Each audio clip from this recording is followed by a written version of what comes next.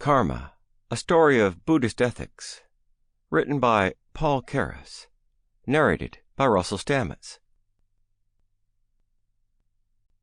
Devala's Rice Cart.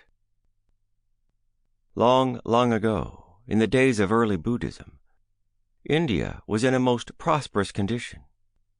The Aryan inhabitants of the country were highly civilized, and the great cities were centers of industry, commerce, and learning.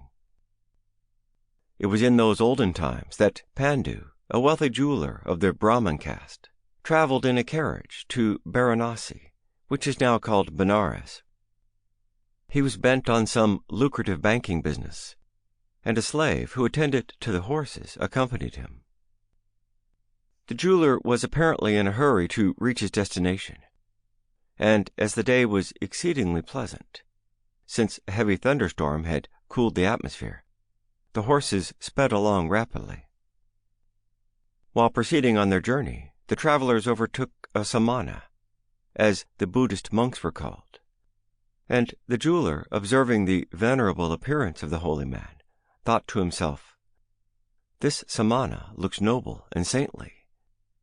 Companionship with good men brings luck.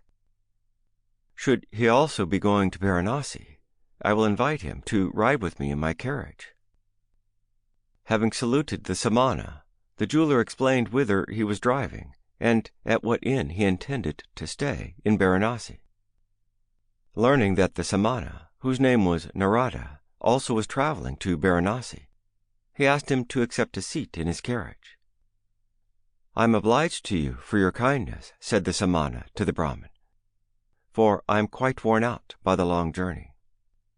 As I have no possessions in this world, I cannot repay you in money.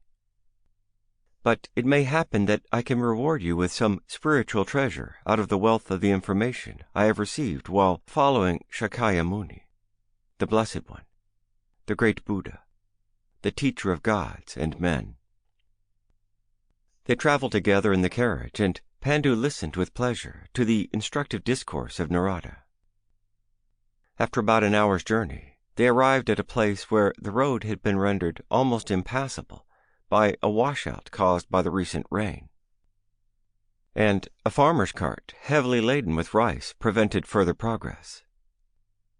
The loss of a linchpin had caused one of the wheels to come off, and Devala, the owner of the cart, was busily engaged in repairing the damage. He, too, was on his way to Varanasi to sell his rice, and was anxious to reach the city before the dawn of the next morning. Sample complete. Ready to continue?